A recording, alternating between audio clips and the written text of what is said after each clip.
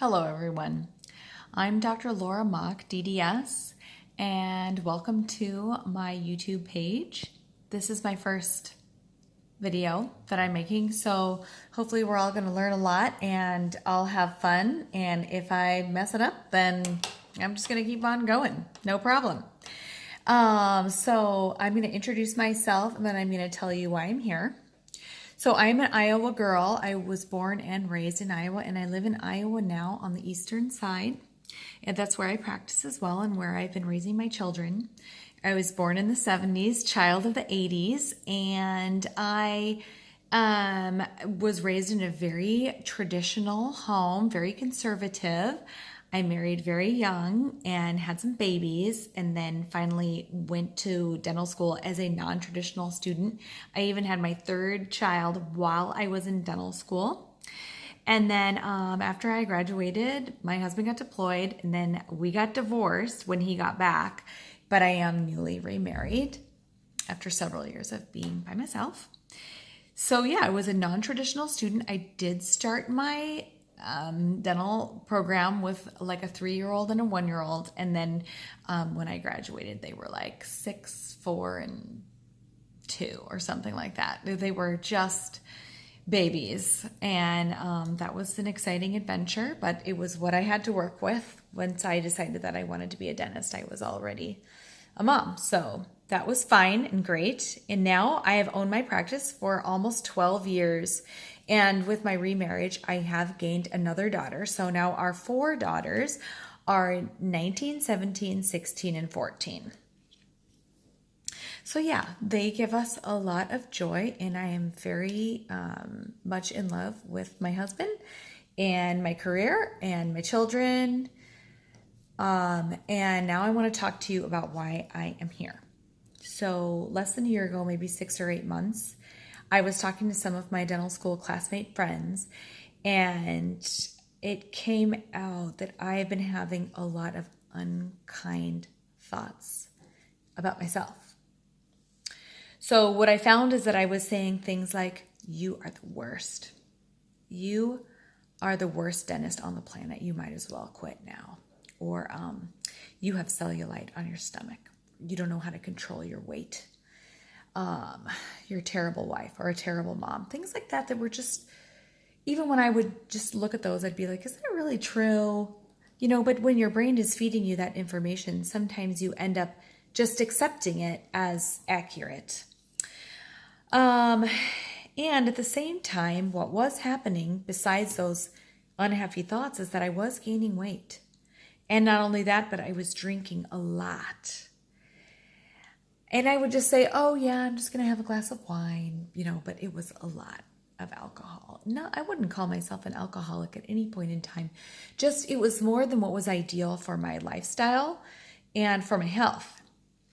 And sometimes, because I also have a concurrent problem with insomnia, and sometimes I would sedate myself even further with maybe a Benadryl or a benzodiazepine. And then I found myself losing chunks of time to the sedation, trying to get enough sleep, enough rest, in order to be ready to serve my patients and my family and myself the next day. And what I learned after I discussed these problems with my classmates was really enlightening to me. So I kind of went down a rabbit hole of research once I realized what was happening, just to try to understand myself a little bit better and my brain a little bit better and my thoughts, what was going on. So what I did was I learned about a principle called metacognition, which is when we observe our own thoughts with the position that we are not our thoughts.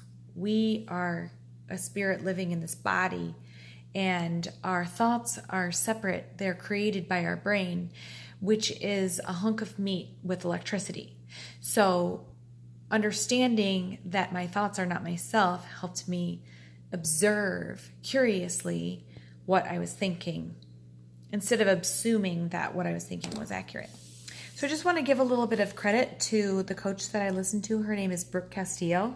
Here's the workbook I've been listening to of hers lately. It's called Stop Overeating by Brooke Castillo.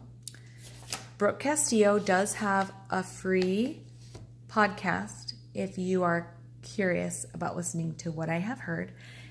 So you can go listen to her there. She's really changed my life. And I'm going to share with you some of the things that I have learned from her. So now I just want to back up a little bit farther. I've told you who I am, and I've told you why I entered this journey of learning about my brain and my thoughts. Now I just want to go back to my origins. So I was raised, like I said, in a very conservative family. I was the second of 7 children, oldest daughter. I definitely knew how to cook for the entire family by the time I was 11 or 12. Even though maybe it was just tacos or spaghetti or quesadillas, I could do it. And I also knew very well how to change a diaper or follow a toddler around.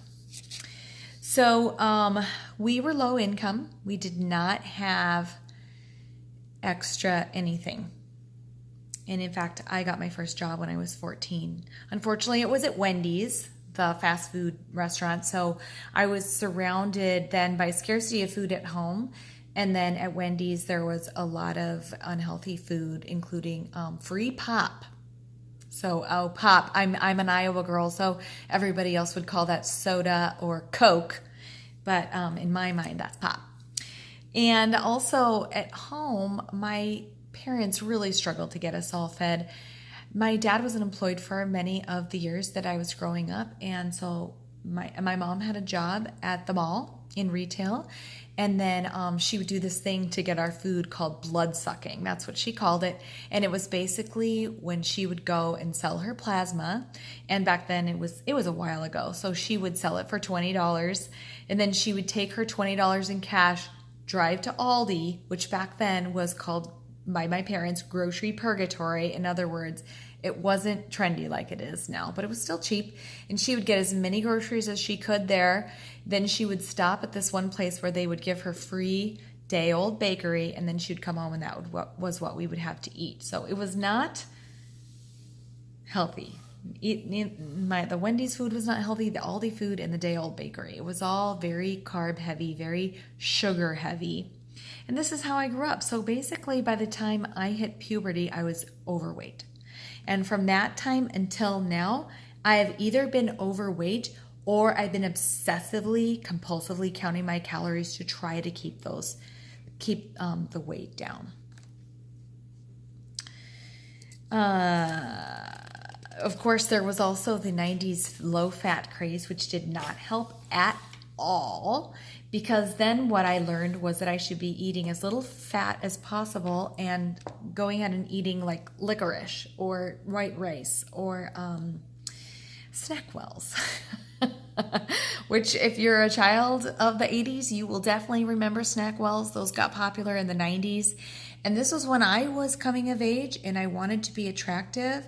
I was taught that my value was associated with how attractive I was to my potential mates. So being overweight was associated with a lot of shame. In fact, there was this one time I went to a church dance when I was 17 or so.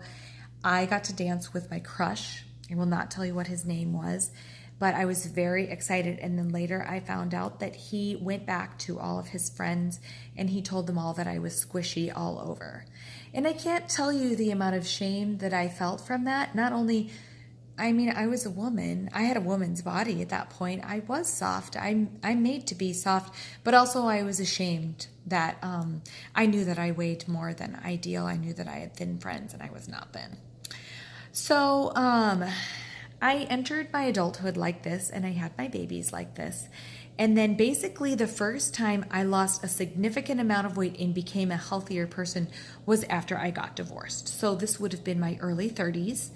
And I went to a personal trainer for this work, and he was great. He did teach me the classic calories in, calories out model of losing weight, and it did work. I lost a lot of weight with him. We created a calorie deficit. I had very heavy workouts during that time. I did my first triathlon and also my first half marathon, and I lifted weights, and I ate 1,200 calories a day. So every calorie was carefully accounted for. My trainer didn't really teach me much about the hormones that are involved in weight control. I just basically did what he told me to. And then as I lost motivation over the years, that weight slowly snuck back on. Then I did some other attempts after that to lose weight. I did a shake program, and I actually did a bikini contest where I actually got the smallest that I've been pretty much since junior high, and I can attach some pictures of my bikini contest or my larger days onto my YouTube channel if anybody is interested in seeing. So, but of course, in those attempts as well, I did end up gaining back the weight. So what I found out was that all those programs that I did, they addressed the calorie deficit, but they did not address my thoughts, my brain chemistry, or my hormones. And as I was going down this rabbit hole about why I was so unhappy with my current state, I learned that the key to permanent weight loss is these things: my thoughts, my brain chemistry, and my hormones. Now you might be looking at me right now and going, but Dr. Laura, do you really need to lose weight? I'm looking, I can see your cheekbones, I can see your jawline, I can see the clavicles. You're probably fine. But the truth is that even with, you can see my cheekbones. I do have a naturally thin face, but I am over 30% body fat right now. And I do have an overweight BMI. And I'm not quite happy with how I look in my clothes. Do I need to lose 40 pounds? No, I don't, but I would love to lose 15. And losing those last 15 pounds can be a lot of work, especially if you have emotional problems, which maybe I have, based on the things that I've told you. I probably do. So what I'm going to do is I'm going to stop this video right now, and I'm going to go in and I'm going to make a second one because YouTube wants me to keep my videos to 15 minutes, and it's 12 minutes in. I'm going to load this one in, and then I'm going to immediately make my second video where I tell you some of the key things that I have learned since starting my rabbit hole journey with Brooke Castillo and understanding my brain, my thoughts, and my hormones. Thank you, everyone. And let me know if you think this is interesting. Leave me a comment. I have 0 subscribers right now. So if you do leave me a comment, I'll be thrilled. Thank you, everyone. I'll see you soon.